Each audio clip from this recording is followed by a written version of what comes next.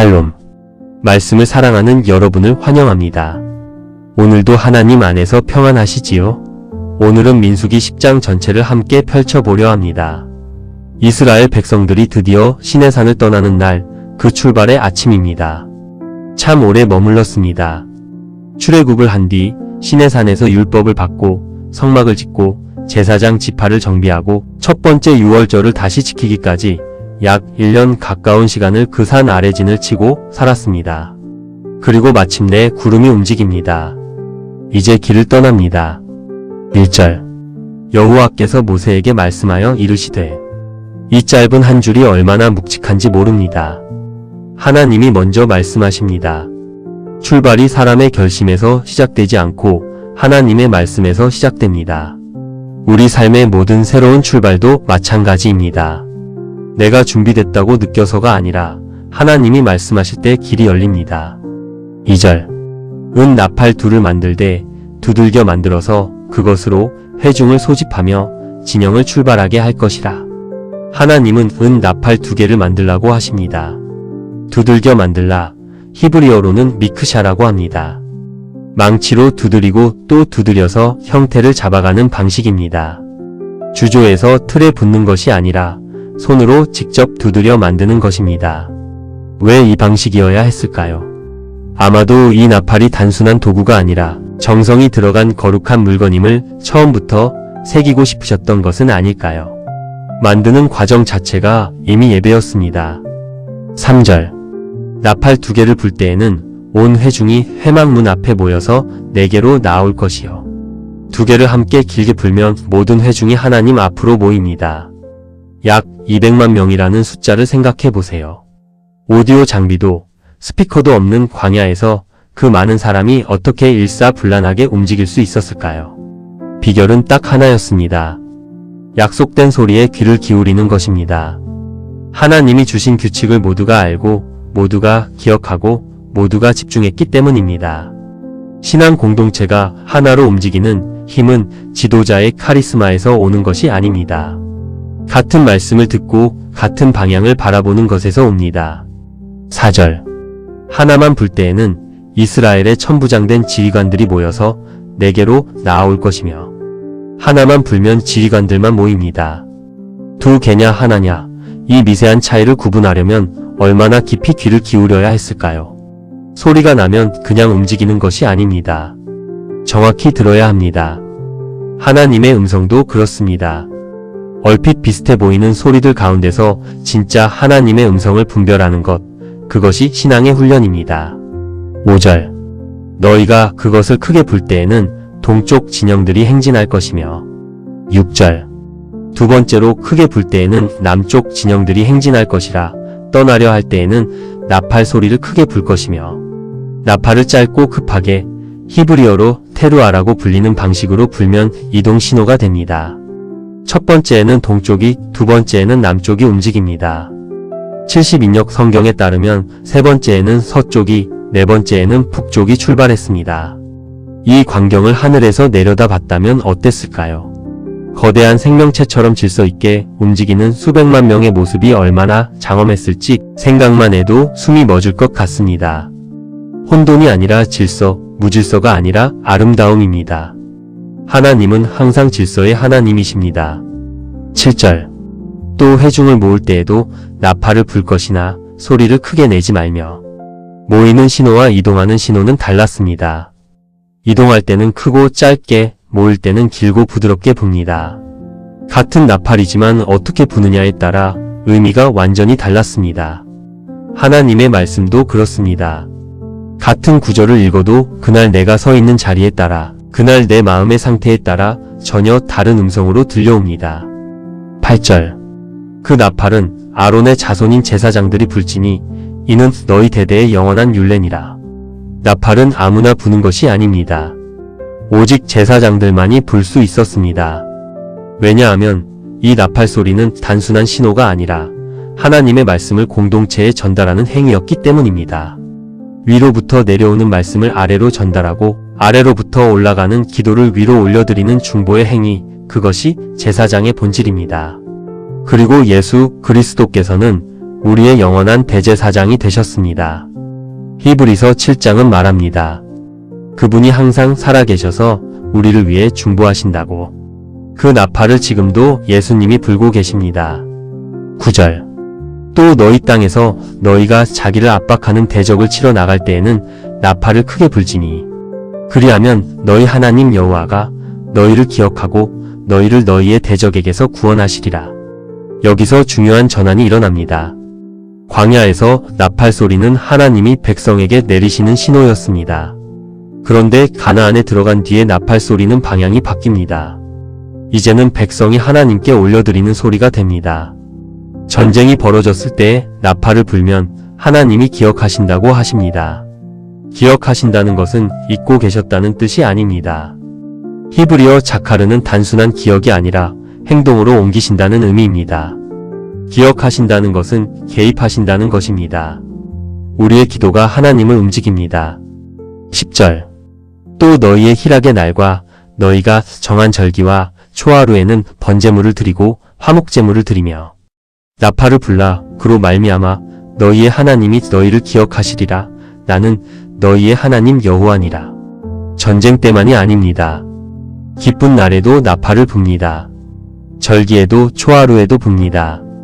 다급할 때만 하나님을 찾는 것이 아니라 기쁠 때도 평범한 매일도 하나님께 소리를 올려드리는 것입니다.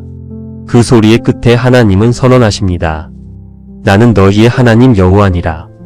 나팔을 부는 행위는 단순한 의식이 아니라 관계의 확인입니다.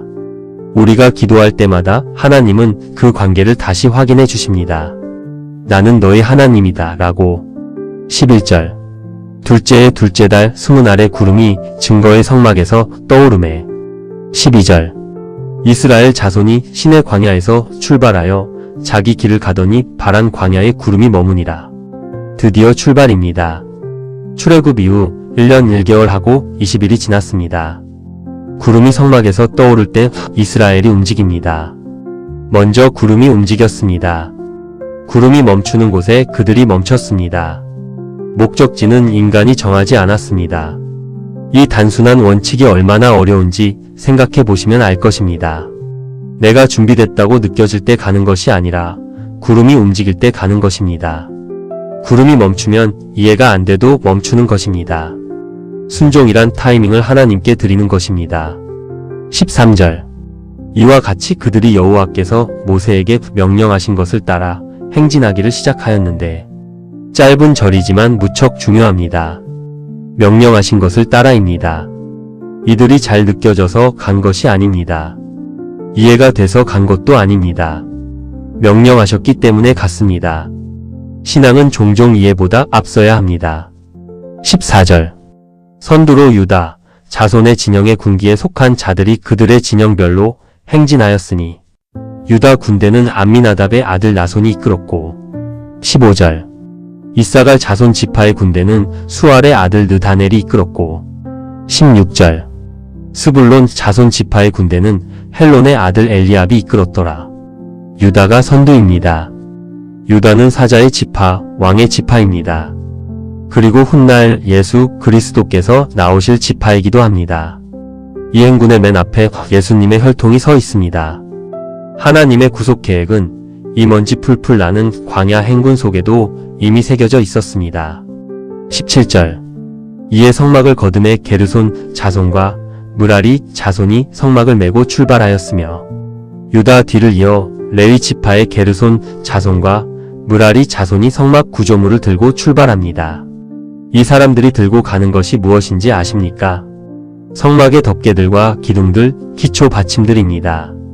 민수기 4장에 기록된 것처럼 그 무게가 어마어마했습니다.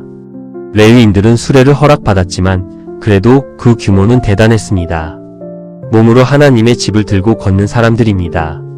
그것이 그들의 소명이었고 그 소명이 아름다웠습니다. 18절. 다음으로 르우벤 진영의 군기에 속한 자들이 그들의 진영별로 출발하였으니 르우벤의 군대는 스데울의 아들 엘리술이 이끌었고. 19절. 시므온 자손 지파의 군대는 수리사떼의 아들 슬루미엘이 이끌었고. 20절. 각 자손 지파의 군대는 드우엘의 아들 엘리아삽이 이끌었더라. 21절. 고앗 자손은 성물을 메고 행진하였고 그들이 이르기 전에 성막을 세웠으며 두 번째 부대인 르우벤 진영이 나선 뒤 고앗 자손들이 성물을 들고 나섭니다.